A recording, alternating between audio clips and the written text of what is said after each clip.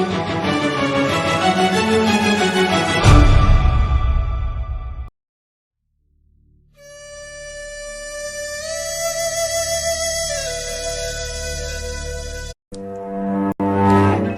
is the first time I am visiting Vrindavan. Around 200 boys are there with me. I'm thinking that we are going to have a blast, a big blast. Hare Krishna.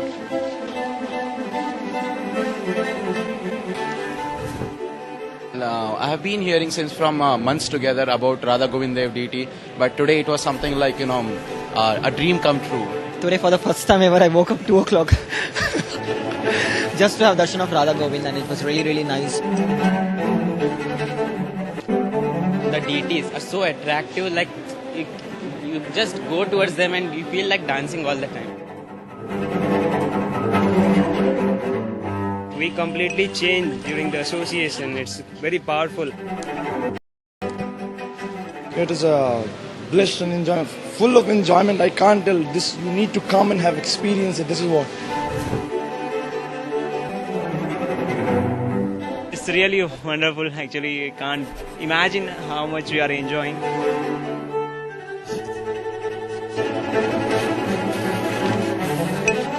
Right.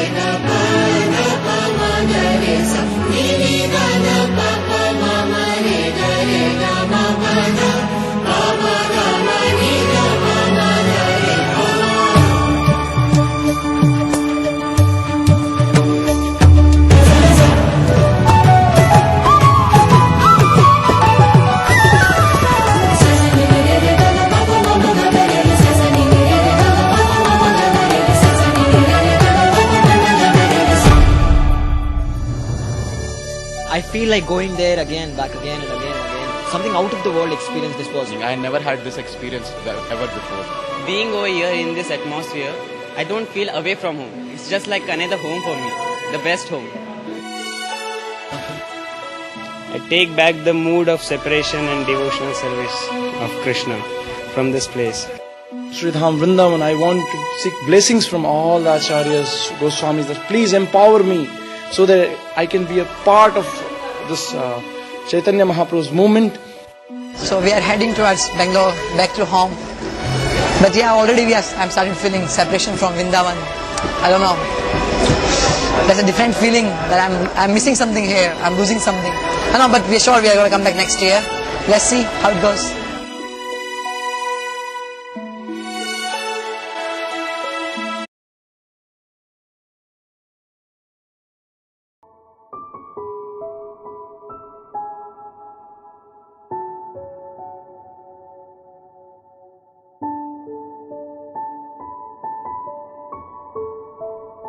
Swami A.C. Bhaktivinoda Swami Srila Prabhupada took his sannyasi diksha from Keshav Maharaj.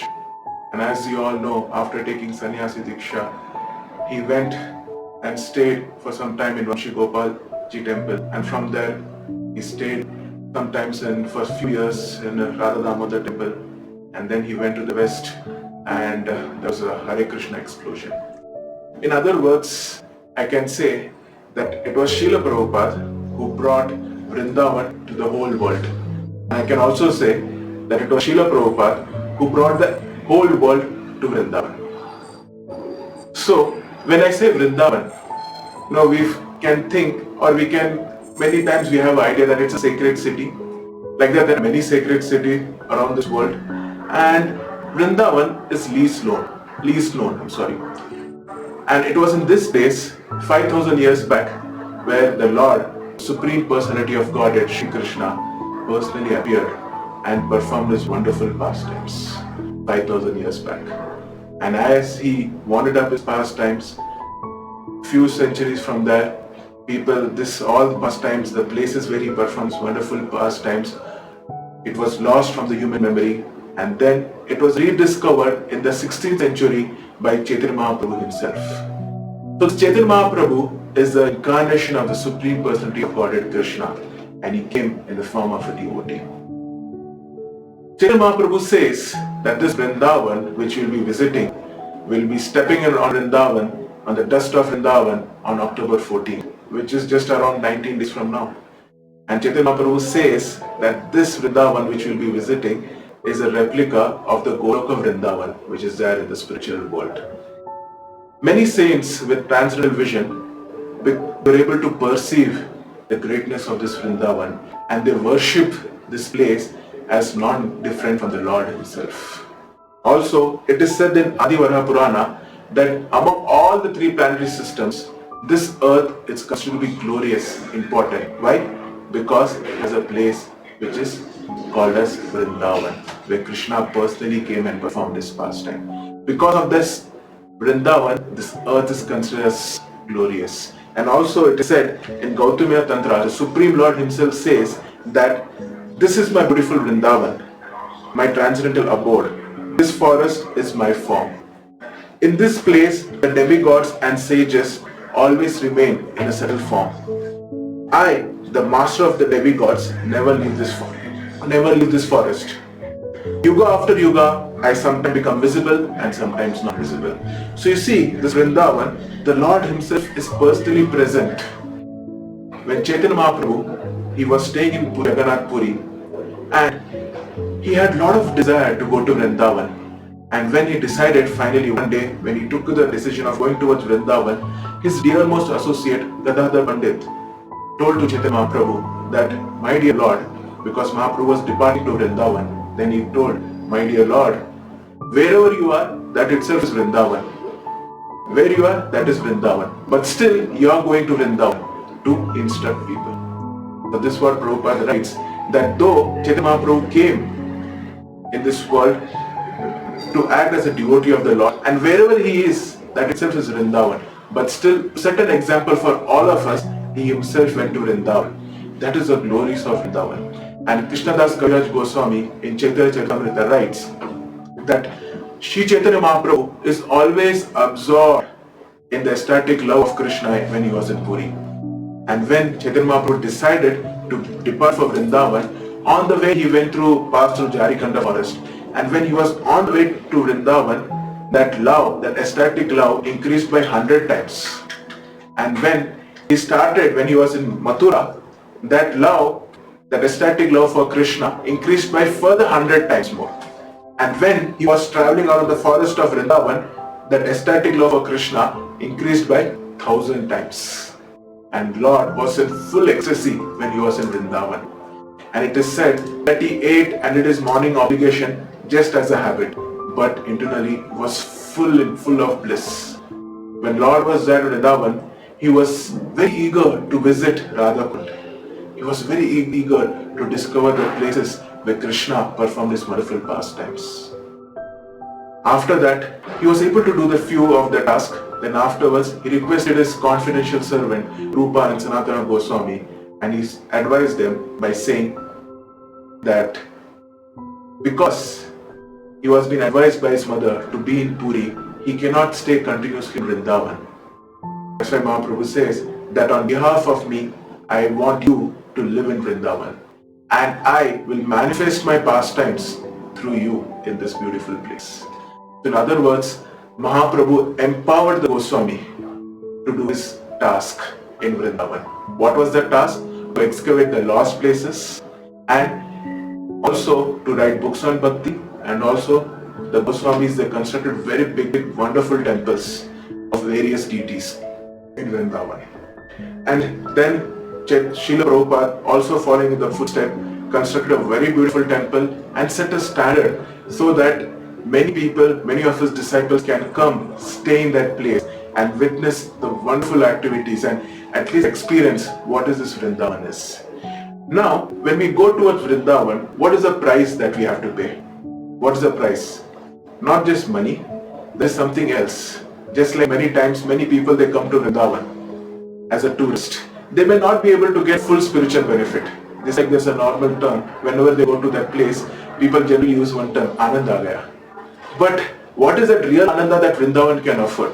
That you will come to know only by spiritual vision. What is that? How to get it? How we can get it? Because of this conditioned vision of this mundane world, generally when we go to Vrindavan, we may end up seeing Vrindavan in the same way. We may think, oh, that's a small old city, now there's some development happening, apartments are coming up and all these things. We'll not be able to see as it is. We'll be able to see as it is by the mercy of Srimati Radharani. In fact, we'll be able to go there by the mercy of Srimati Radharani. So, when you're eager, first thing is eagerness, and second thing is you have to constantly pray to Srimati Radharani to enter this abode of Vrindavan. And also it is said, Bhaktisiddhanta Saraswati Maharaj used to say that you'll be able to understand Vrindavan by the mercy of Guru and Gauranga. Only by their mercy we will be able to understand Vrindavan. And we should have full faith in the words of Guru, Sadhu and Shastra. With this faith, we will be able to penetrate this covering of duality and we will be able to understand the truth. Otherwise, with this mundane vision, we will not be able to see. We will be able to see Vrindavan by hearing. Just like there was a wonderful pastime which had happened when Gaur Kishodas Babaji Maharaj, one of the acharyas in our parampara, when since he was a Babaji, many people used to come and offer obeisances, seek his blessings. It so happened when he was in Vrindavan, there were some of the people came and offered, dandavat, they paid dandavats, offered the obeisances. And as soon as they got up, they were dusting everything from their shirt, pant and all those things. And then Gaur Kishodas Babaji chastised them that you are thinking this dust of Vrindavan is considered it's just something like an ordinary dust in this mundane world. He said, no, this dust, this one peck of dust of Vrindavan is so valuable, it is so precious than any of the jewel available in the Vaikuntha planet. Forget about this material world. He says, one peck of this dust of Vrindavan is more valuable than any of the jewel available in the Vaikuntha planet. That is Vrindavan. Even dust is so glorious. And it is also said that if someone, like you will see many sadhus and all, they'll be going to Vrindavan with an intention of purifying themselves, achieving the goal of life. But many times, they fall off the track, get deviated, they get into some illicit activities. And someone who does that in that holy dham, they again take birth as monkeys, pigs and dogs in that land of Vrindavan. And once they take birth as animals in the land of Vrindavan, because their body will be fully smeared by the dust of Vrindavan, they'll get purified and they'll go back home, back to Godhead. Just see, just the glories of the dust, one peck of dust of Vrindavan. It is so glorious. And that's why, if we come in touch with the dust of Vrindavan, with the Govardhan hill, with the Yamuna river of Vrindavan, purification is guaranteed. I recalled one pastime about when Mataji, she was a well-known photographer, and she was the one in the 70s, 1970s and all, she was the one, she was capturing some rare moments of Srila Prabhupada, she was giving that service. And it was very interesting to know how she came to Krishna consciousness.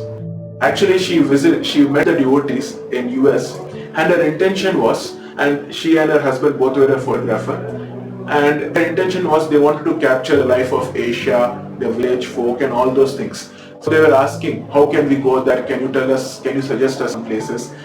Then, as usual, many devotees, so that they can get benefited, they told me, why don't you go to Vrindavan? That's the best, instead of going to any other village. But still they were not so convinced. And they took a flight, went first to Nepal, and after spending some time in Nepal, they came to India, and after going around Rajasthan, they somehow decided, let us go to Vrindavan. And once when they entered Vrindavan, Mother, that lady, she was recalling that when they entered and when they rent out one place so that they can capture some rare moments of this village called as Vrindavan. I'm talking in the year 1970s and all. So she was really surprised when she went morning for a walk on the street.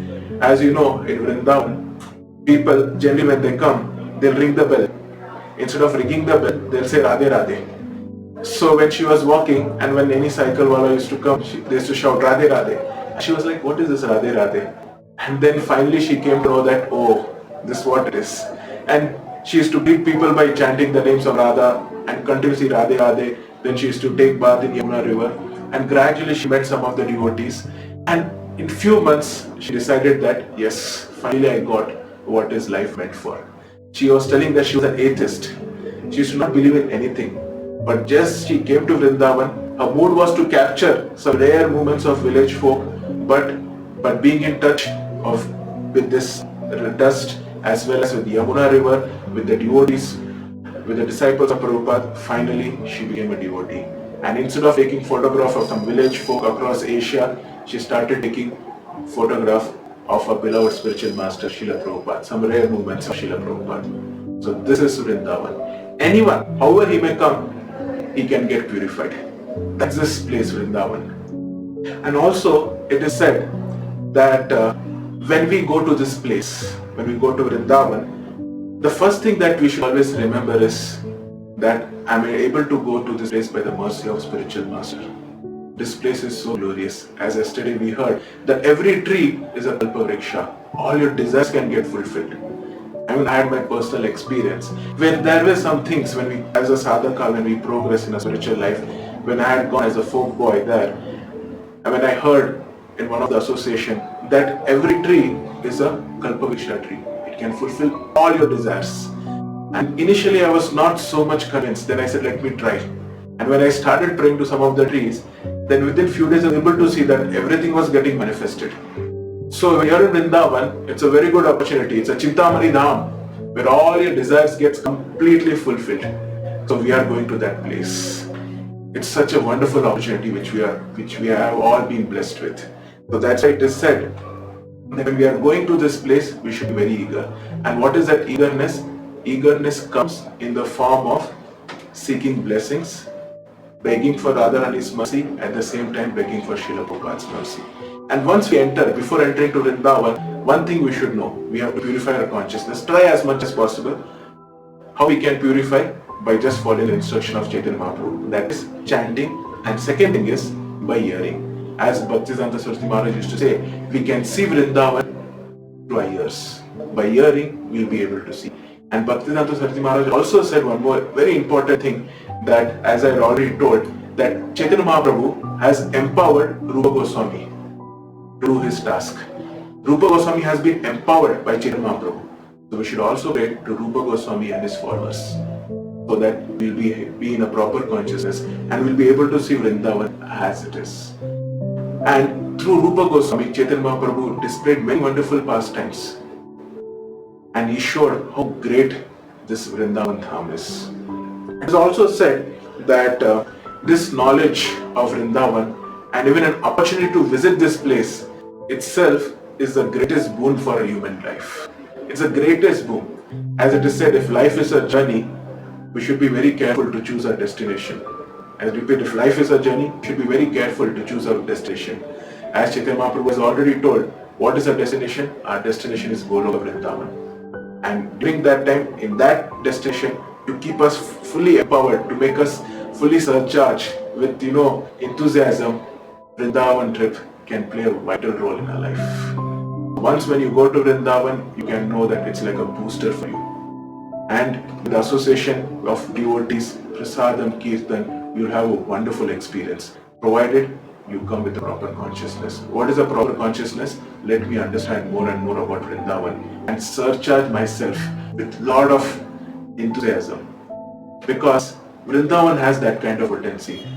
One of the disciples of Prabhupada was recalling that there was one Babaji who was contaminated with a little bit of Mayavadi philosophy. And as you know, when Prabhupada was in Vrindavan, wherever Prabhupada was there, every day he used to go for a morning walk. Whichever place, whether it's cold, whether it's hot, he's not bothered. He's just gone for his morning walk. And it so happened once there was Babaji, Singh Prabhupada and all the Westerners, he also started following them. And it came to a time that he also started interacting with Prabhupada in Hindi and all those things. And he was constantly getting association of Srila Prabhupada. And it so happened, instead of living a life like a Babaji, he was living as a life of some so-called Babaji. And finally, because of association of Prabhupada and this place Vrindavan, he ended up becoming a disciple of Srila Prabhupada and was brought on the right track of Bhakti Yoga. So this is Vrindavan. We may have so many bucket lists with us. We want to visit so many places, this, that, this, all those things. But there is one bucket list, that is visiting Vrindavan. That can really be a turning point in your life. So with this, I like to end, and tomorrow I like to speak more about Radha Kund, the place where Chaitanya Mahaprabhu himself was very eager. As soon as he entered Vrindavan, he himself was very eager to go after that place. So tomorrow we'll speak about glories of Radha Kund. So with this, I'll end. Hare Krishna.